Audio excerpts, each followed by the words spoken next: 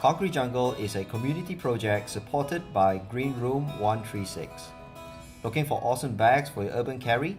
Check out greenroom136.com for urban bags designed and handmade in Malaysia. greenroom136.com. Music for this podcast is courtesy of Guitar Wizard Samad. Buy his album at asamad.bandcamp.com.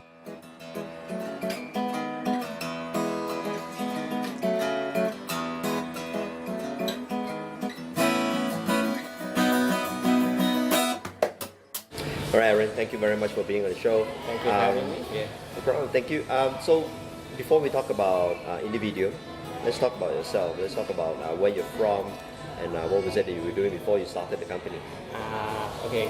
I'm a small town boy from Kota Kinabalu, Sabah. I'm a graphic designer graduate. Studied locally, and currently I am a part-time lecturer at Taylor's University, the Lakeside campus. And at the same time, as mentioned, I'm a graphic designer, so I do freelance projects, and also I'm an entrepreneur. I have my own brand, which is Individium, and under it there are a few sub-brands like Amnesty and all that. Recently, I just started another company, another new brand called Feed Me, but this is Feed Me as in Feed Me, let okay. me eat, you know. Right. But this is a different initiative with a certain cost to fight against human trafficking. Okay, that's a very interesting concept. Yeah. So how do you come across starting up Individuum at the beginning? Okay. What made you think about entrepreneurship? Were you working for a company? Yeah. Back then I was lecturing for Lim Kok Wing University. You've always been lecturing? Yeah. Okay. So I guess, I don't know, it has always been in me to work for myself and to start something, and I guess it's just I'm a very initiative person, you know, and I like to see things get done. When do you realize that you actually have that kind of innate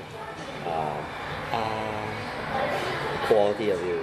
I guess it's maybe the control freak in me as well. You know, just you know, sometimes you just cannot stand it when people don't do things excellently, Right. and they're just you know doing it for doing sake.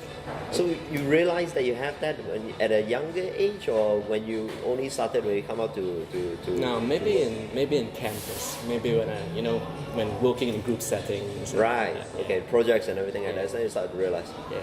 Okay. Then what led you? Did you start any small entrepreneurial projects when you were younger? Well, not really, but I started freelancing, working graphic design projects when I was around 12, 13. But this was mainly for my church. You know, we have publications, you know, brochures and all that. So it started small. That's where I kind of discovered that this is what I'm really passionate about. You know, graphic design, making things look good, making things organized. So was there a reason why you branched out to study graphics? Yes, a huge chunk of it is. How do you learn at the age of 13 without any training? How do you learn to? Okay, I have always been pretty artistic. You know, I think that's really thanks to my parents, because ever since young they have let me draw on the walls. That was my canvas, so I was allowed to draw on a certain part of the wall. You're another Spielberg kid, huh? Yeah, so you know, and somehow my parents saw that talent and they nurtured it. You know, they sent me to art school, so I learned it. I loved it. But through high school, I was in the science stream. You know, typical Chinese mentality where you must study science stream to be successful and all that. Right. But I guess it is in that as well where it kind of just gave me so much clarity that this is not what I want to do, but I really want to pursue the arts and all that. So was it easy for you to convince your parents that this is where you want to go? Actually, they convinced themselves. I didn't do anything. My dad was a contractor, so he wanted me to go into the building, you know, the line and all that. My mom was a nurse, so she wanted me to go into the medical line. And finally, they realized both lines are very expensive to study. You just choose whatever you want to. So I ended up taking graphic design and all that. So from KK, you flew over to KL to study graphic design. Yeah. Saito, is it? You say? No, I studied at Lim Kok Wing University. Right. Okay. Then after that, so I suppose you left your small little graphic design company for the church in KK. When you were here, did you start anything before you while you were still in college? Or? No, not yeah. Maybe. Okay, before I started Individuum, I actually started another clothing line with Right. 2 other partners. But somehow it didn't work out. It was because of different directions, different angles. So we figured that it couldn't work out. But it was a very good experience to for me to learn the production line and what it takes to actually start up your own business and all that. Mm-hmm. Was it a conflict in the partnership? Yeah, like what I said, it was more direction. It was more direction. It was more on the direction. What do we want to person sees things on a different level, and you see things on a different level, and that's where you realize not going to work out. Yeah. Okay, so was it always that you wanted to get into a clothing line? Was there a specific passion that you have towards clothing line? I always loved graphic design. Right. The reason why I love graphic design is because it is a form of communication that you send messages through beautiful means, so to speak, things that are aesthetical and all that. So I thought about it. If I were to sell my graphic design pieces, what would be the most viral way to get the message across and all that? I mean, apart from social media and all that, but I felt that t-shirts are a great medium. Yeah. I mean, people buy your artwork, they wear it, they go around, they spread your message for you, and you don't really need to do anything. So I thought, why not a t-shirt? And people would buy a t-shirt rather than buying an expensive painting where, which only targets to certain groups of people and all that. Yeah, but t-shirts, everybody loves them. Everybody needs to wear t-shirts. Yeah, so that's how I kind of narrowed it down to go into t-shirt business. Yeah. So how long did it take before you realized that you wanted to start your own t-shirt or fashion brand after the last venture? Almost immediately. Almost immediately, because that has always been what I'm passionate about, and I get agitated when I'm very driven. Right. I get agitated when I don't do what I'm supposed to do, what I'm called to do, and all that. So, yeah. So what was the earlier concept when you first started Individual? Earlier on, I had lots of ideas. I wanted to call it Candylicious Teas or something more rocker, apocalyptic, So all these funky names, and my girlfriend and currently my wife, she was telling me, no, too difficult to pronounce and maybe a little bit too common. But the more I think about it, the more I wanted to celebrate the differences we find in people. Right. I remember I was just hanging out with my friends. We were just calling each other names, calling each other nicknames, and just teasing one another. And I realized, hey, that could be an interesting way to, sell a certain message. Rather than calling names and poking fun, but we actually celebrate our differences. And that's where the main concept came up, which is to celebrate the different personalities, the different people types, which sometimes people are afraid to show. This is my true self, but in Individium, we wanted to celebrate that. We wanted to. So what was the earlier designs that you have done for the t-shirts? And I think it's pretty much similar. Like our design is based on the periodic table of the chemical elements. So I was thinking of a way to categorize different human beings. Right. So, and again, from a science stream point of view, I was a science stream student. And I thought, hey, why not do So this is where you merge science and art, and right? art together. I thought that was pretty interesting. So I didn't screw up. I still used what I learned. So you have this abbreviation here, and then you have the formula here. What makes up that element? So I thought that was pretty interesting, and I of course I didn't start big. I started small. Right. This was just an idea. So I wanted a prototype. So I looked for a printer. I came up with this simple design. I printed one design.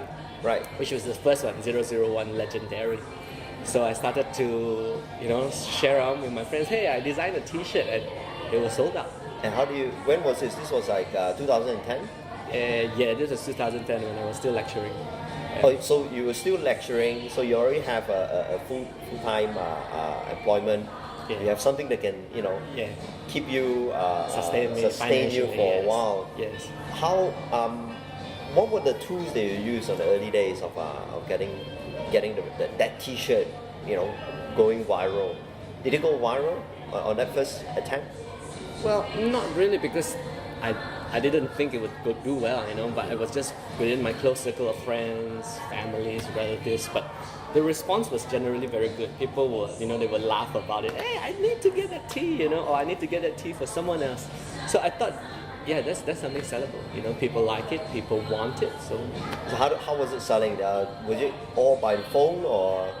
yeah, mainly by phone, or I think I started off with a very static, simple web page. You know, and they could contact me through Facebook. And Did you know how to design? Design obviously you know. But Yeah. do you know how to code a website? yeah, back then a simple one. Right. Back then a simple static one. Was it on a WordPress kind of No, platform? it wasn't even a WordPress. It was just a simple static HTML page with pictures and price. That's it. Yeah. So just a one pager, the Yeah. product, Yeah. the price, and my account number, and Sorry, that's it. yeah. Okay. So how long did it take? Just word of mouth that went out. There was no advertising whatsoever. Then what was the next progression like? Okay. Not much advertising, mainly through word of mouth, I guess, and maybe just I guess it's maybe support for friends and families and all that. So You figuring didn't go out. into a bazaar or anything like that with that one T-shirt. No, because I only had one T-shirt. So that was the next step. Actually, Sure. someone suggested that I should go to bazaars and all that for publicity. Yeah. So that's where I thought to myself, hey, I needed a range of T-shirts if I were to sell. I cannot just sell one product. So I came up with 6 other designs. So that's considered one collection, 7 designs. Right, It's seasonal. okay. You know, So one collection, and we went to various bazaars to actually go. And again, the response was quite good. I remember there was a celebrity who bought our T-shirt. I forgot his name. What was his name? The big Malay guy, comedy. Hari Iskandar. No, the other one. The other one. What was his name? Anyway, I was doing a bazaar at the Curve Damansara. Okay. And he was just with his family and said, hey, this T-shirt is cool. I should get you guys kids this, and they kind of bought it. Oh, that's nice. So that was kind of like my first big sale, so to speak. So the T-shirt was selling at what, $50? No, No? I think I started off at 39.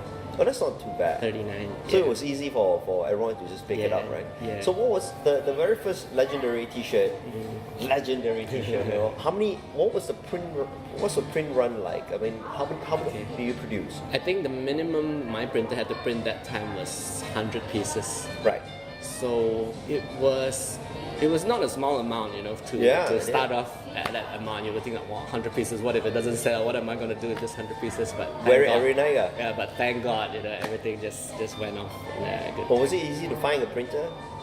I had to explore. I think the I mean, first there were a one- lot of printers out there, right? The moment Yeah. you see that you're some small timer, they don't want to talk to you. Yeah. So this one was okay. It was based somewhere near where I live. Right. So okay, we worked together. We started printing. And yeah, it's okay. Yeah. And were you very particular about the quality of the T-shirt back then? The way the technique of the print, or was it purely the traditional silk screen? Yeah. I think I was still at a more explorative stage. Yes, I had a clothing line before, so I know some of the better printing methods. You know, Right. So I was quite adamant on going for silk screen because of the quality, because of the color and all that. So that was one of my prerequisite, so-called, for finding a printer. And all that. So, tell us a little bit more about your very first season of clothing wear. How was it like at the bazaar? Were there any challenges getting that first batch out? Or was the legendary T-shirt was able to co-fund the whole entire operation of first Of generation? course not. I definitely did more. I think some of the challenges that came. I think it was a set of fun challenges, you know. Right. And one of the biggest was really to find out what people really want. I think legendary was a good head start for me because it made me realize that people are generally vain, and people generally want to poke fun and feel good about themselves. Okay. It's like, look at me, you know, I'm legendary and so on and so forth. So that's how I came up with the sequence of the few others, such as Always Hungry. This is one of our best sellers, and something where people can say, hey, I'm always hungry, and, you know, poke fun and celebrate about it. And some of the other ones like Sleeping Beauty, you know. So coming up with these ideas are a challenge itself, because I just need to find how are you gonna so-called glorify and celebrate someone who likes to sleep, Yeah. right? So coming up with that name was a fun challenge. Was there anyone that inspired you to come up with these few? Of course, I these definitely. 6, 7. You look at your girlfriend at that time, or your wife now, and you realize Okay. she Sleeping Beauty. Yeah, of course. Some of these designs were really targeted to some of the friends, which I know that you are my inspiration. I want to talk something about you. So do you give them like each a T-shirt?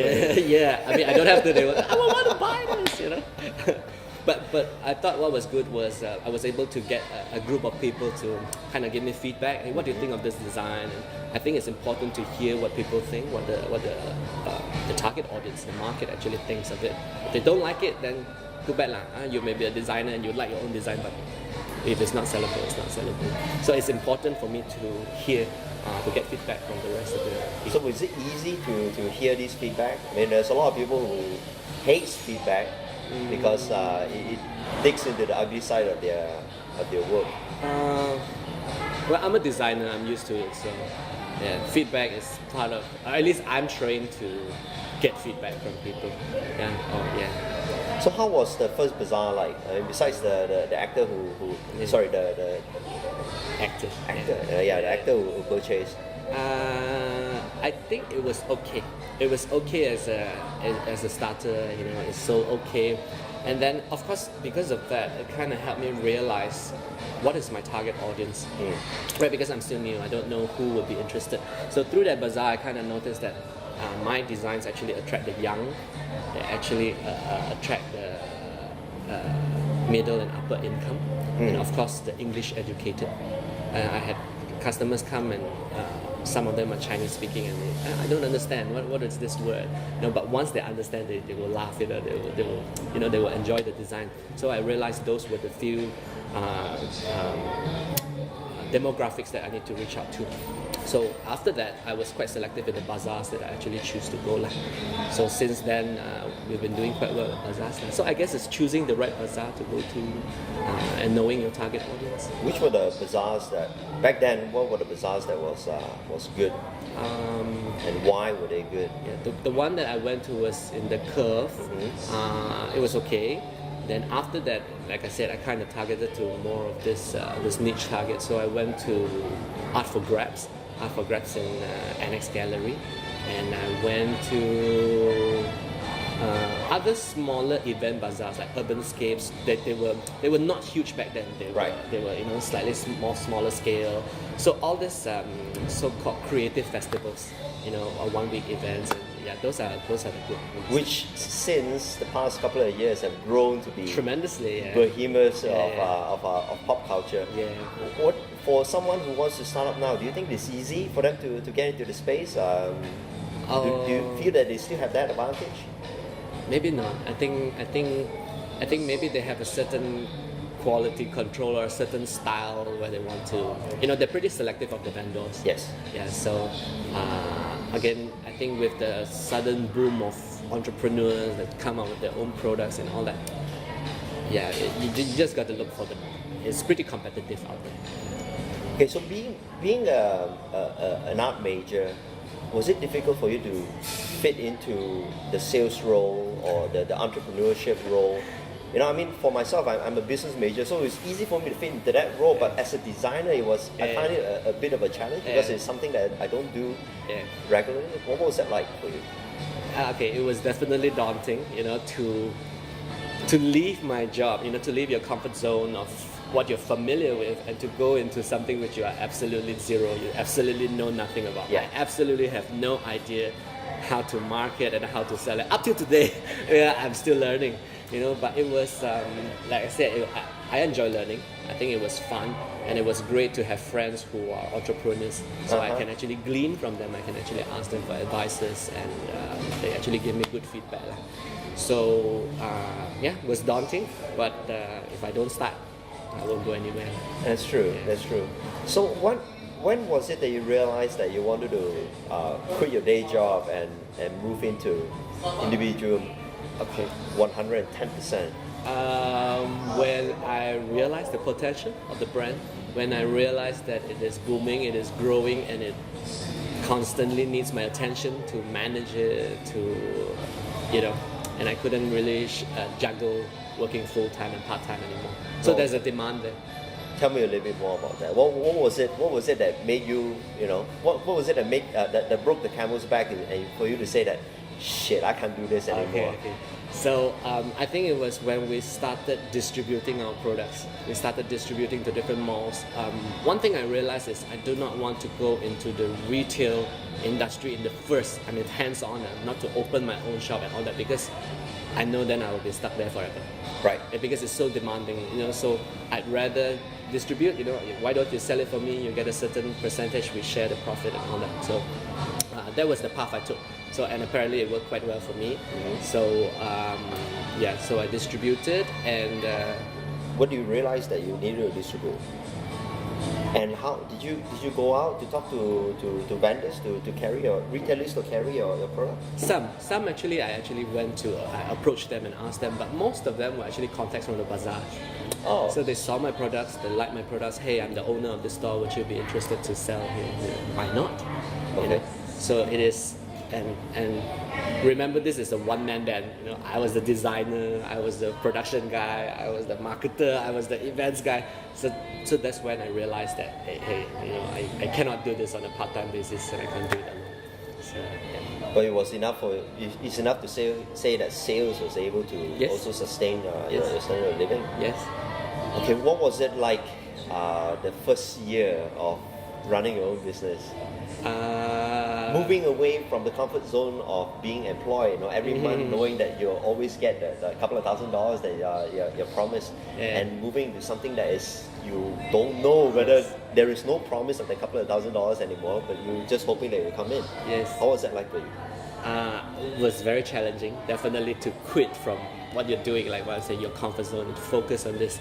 But it's true, if you don't start anywhere, then you won't go anywhere. You don't start somewhere, you won't go anywhere. I think some of the challenges that I was very worried was the finance part, was the Right. production cost, rental, going to events, all these things. So yeah, but it was a good thing because the product sold, so it was able to generate income, and somehow we were able to get it rolling and all that. And I think the other challenge when we first started was really publicity. There's a lot of local t-shirt brands out there, and Yeah. we're just competing against them. How will a small fry like us do? Back then were the brands like Pastel and Mortar, Yeah. and what other brands were you up against with at that time? Back then, a lot of these brands by celebrities, a lot of these brands by local artists. So again, with celebrity endorsement and all that, so they have an a extra cloud. advantage. Yeah, they have a cloud that is there to assist them. Yeah. And So how do you engage that? What was it like? How to fight against these buggers? okay, I think.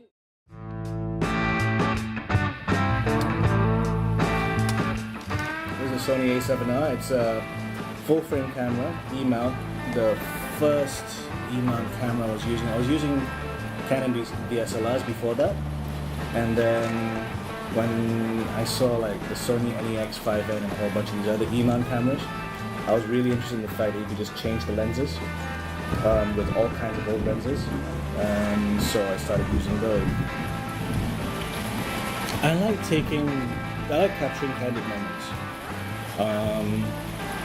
I'm not big on setting up studio shoots or stage things. It's the same approach that I have with filmmaking. I like to find something happening, find the angle, and then capture the moment. That's one of the things I like about photography is that when I was younger, just sitting there watching my friends talk, and then just trying to find a nice angle on them when they're talking to someone, a nice moment that captures a certain emotion, a certain response. Just capturing that. I really do like that.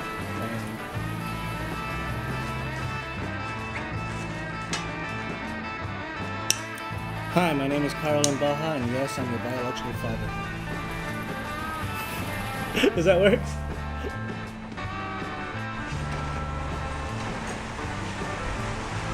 Oh, God, it's raining.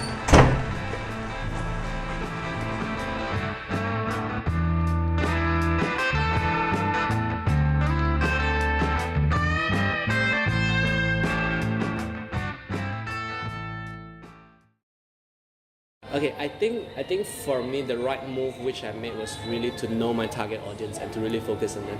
Right. So I knew that my target audience were the young people. So that's where my bazaars start to gear towards universities. That's where I go into universities, set up stores, bazaars there, and it sold so well to a point that our products got plagiarized. Okay, tell us a little bit about that.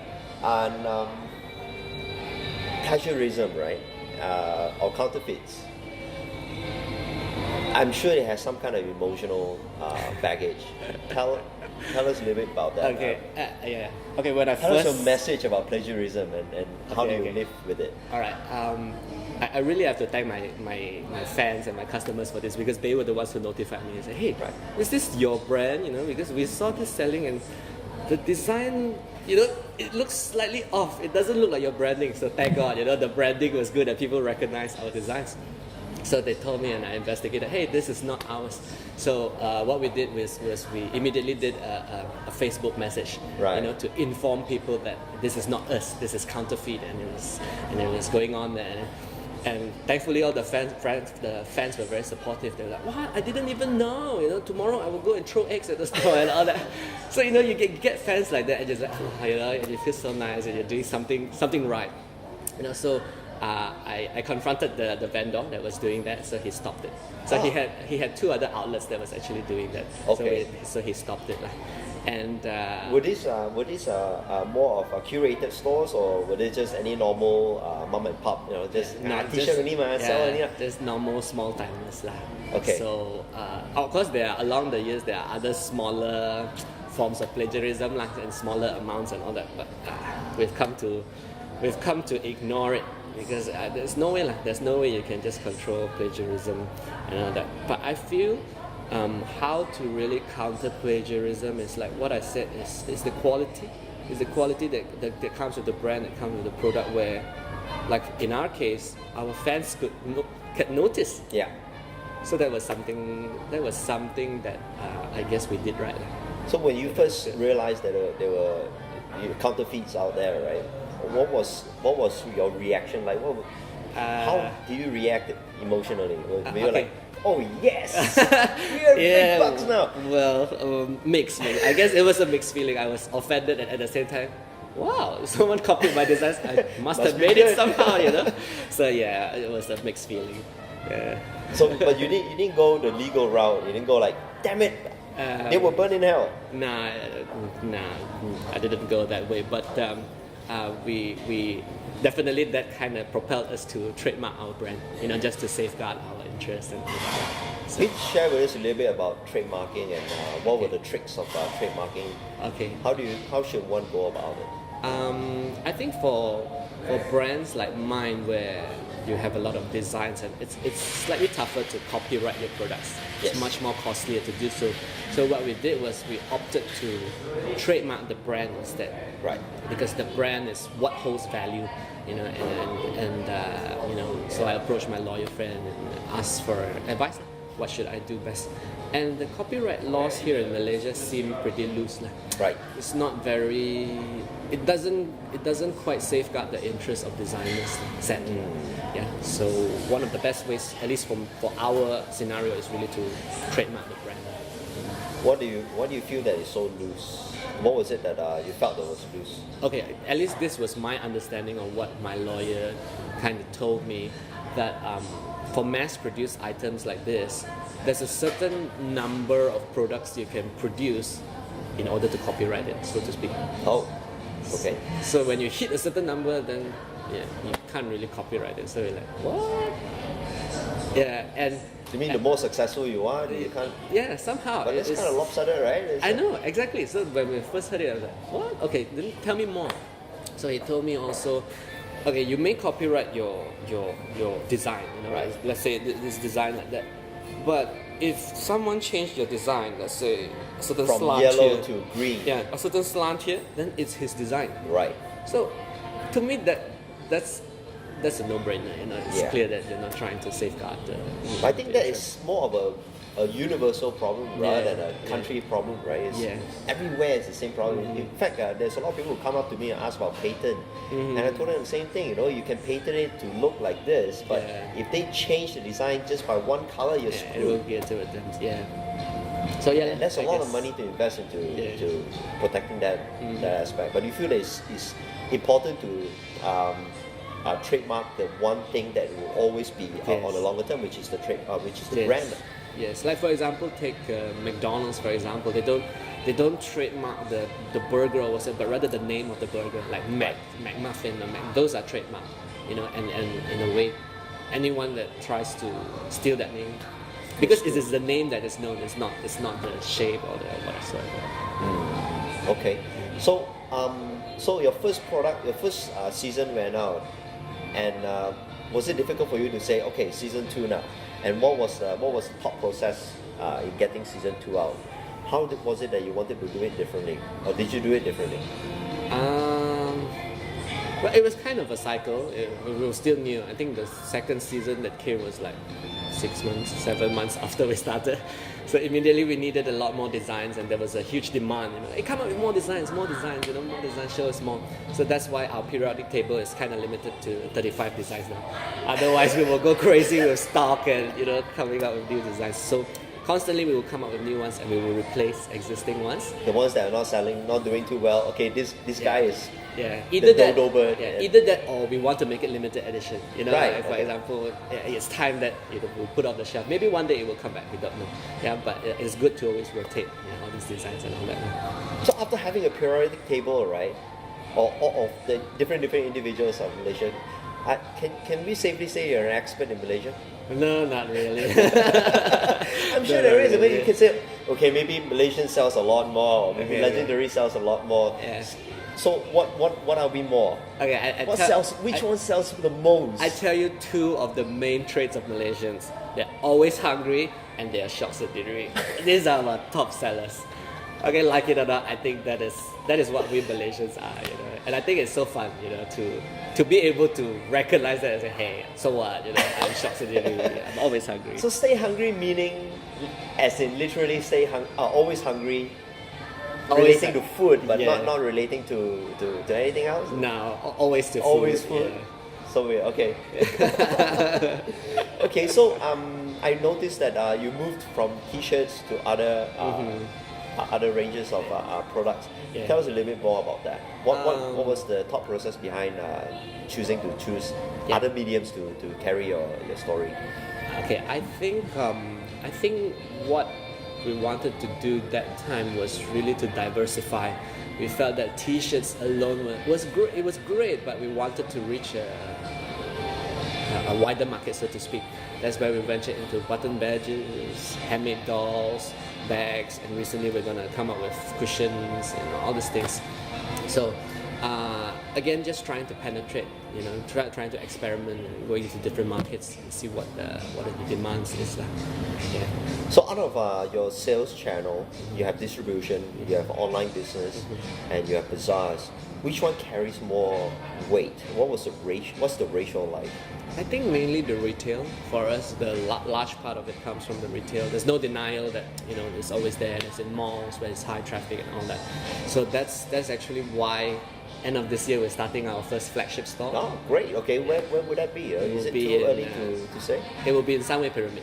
Excellent. So we're still in the process of. That's where the Malaysian, the Asian culture, Asian Avenue. Asian Avenue, right? Yeah. Is it easy to move into a retail space like that? Again, it's quite daunting. Rental is pretty high there. So what we decided to do was 4-digit, 5? well, nearly 5. Nearly 5. Okay.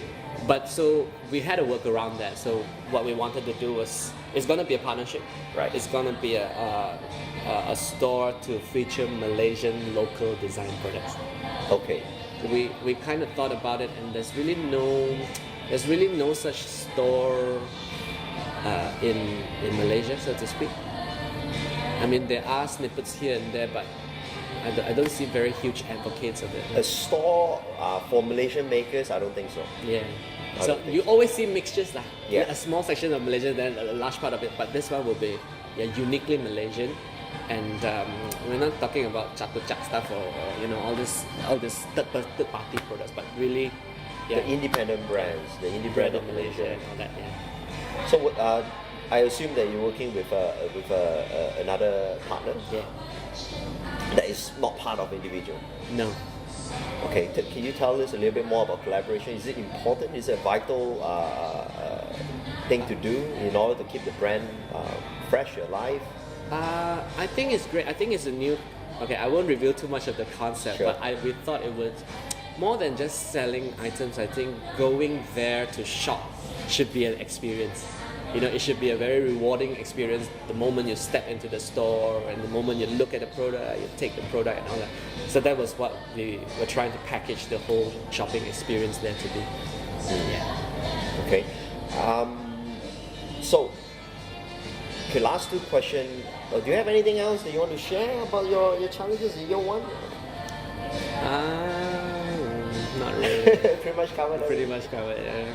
Okay, so what would be the top three things you share to someone, or maybe one of your students would come up to you and say, Aaron, I want to start up something.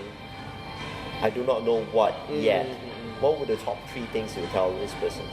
Okay, I think the first thing that I think is important is really to surround yourself with people who have big dreams. Right. I think that really helped me because I remember during that period of time when I decided to start my own stuff, I also have a whole bunch of friends who started their own, Okay. I have interior designers starting their own firms, I have fashion designers starting their own boutiques, photographers starting their own. So, when you're surrounded in that kind of community, when you're surrounded with that kind of people, right, you cannot help but to be inspired, and to just spur you to greatness. And more importantly is, I need people who believe in my dreams, and having all these people around me really helps. So you were one of the very rare, lucky ones. Yeah, I was very lucky. Circle. Very, very lucky. What if a person is not born into that circle? Have you come across? Find it. I think there's so many platforms nowadays, and I was just mentioning to you like different platforms like Culture Run. Yes. Where you get to find all these people who are so passionate about what they do that they cannot help but to share. Yeah. You go to such gatherings, pay for a 10 ringgit, 20 ringgit class, join in the network and get to know these people. And also to subscribe to this podcast. It's free. You don't have to go anywhere. Just watch it on YouTube. So that's the first thing. And secondly, I think it's really to dream big, but to start small. Right. I think there's a common misconception that when I want to start something, I need investors, I need huge amounts of monies. Yeah.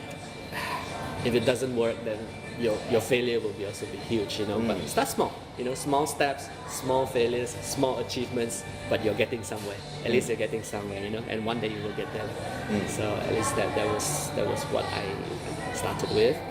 And lastly, I think it's maybe let me quote Theodore Roosevelt. All right. Okay, he said this, that it is hard to fail, but it is worse never to have tried to succeed. That's true. Right, you never try and you never know. You never know. Yeah. And I have so many friends who I speak to nowadays, and they say, "Oh, I wish I would have done this."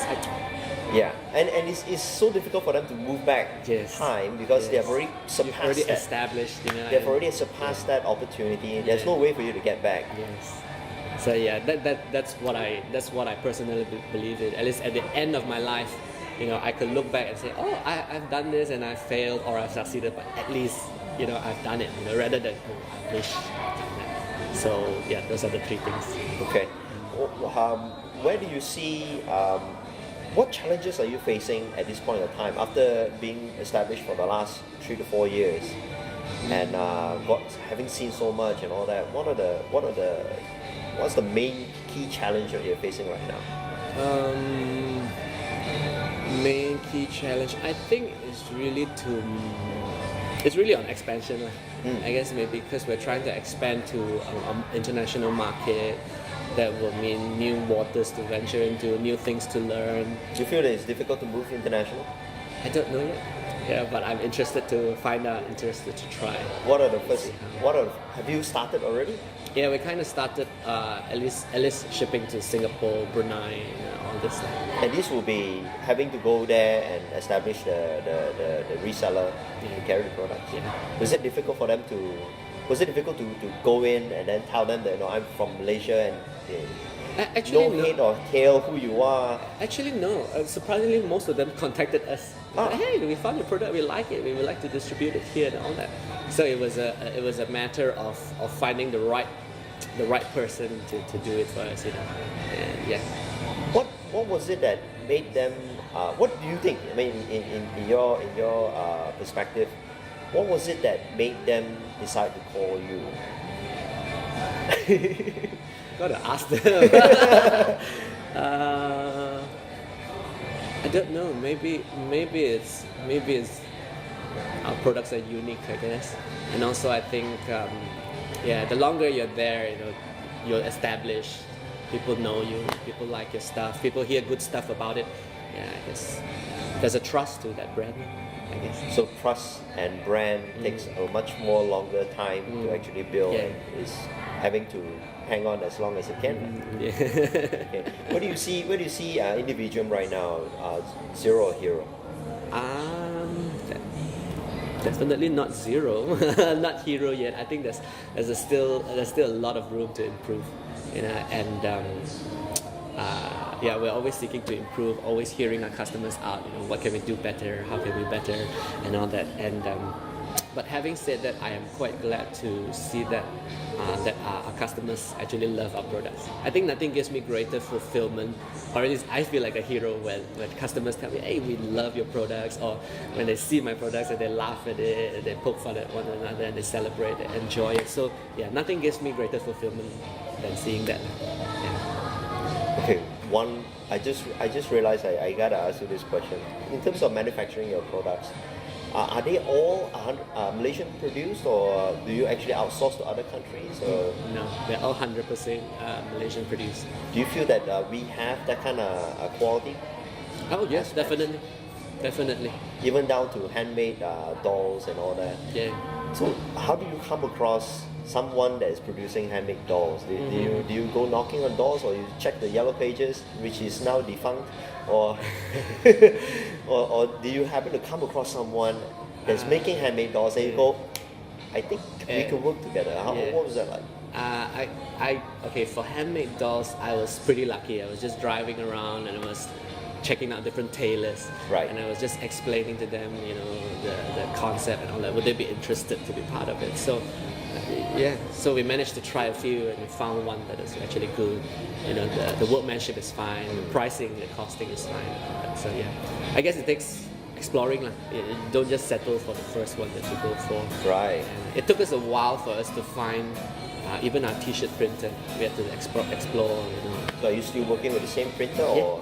Yeah. That's good to hear. Yeah. Okay. So thank you very much for your time. But before we go, do you have any last minute plug that you want to? Where can they go to your website to see your stuff, or when is the new store going to open? You can always go to our website www.individuum.com. Our new store should be opening end of this year, November, October. So go to the website, like us on Facebook, stay tuned. All right. Yeah. Thank you very much. Thank Sir. you very much. Continued success.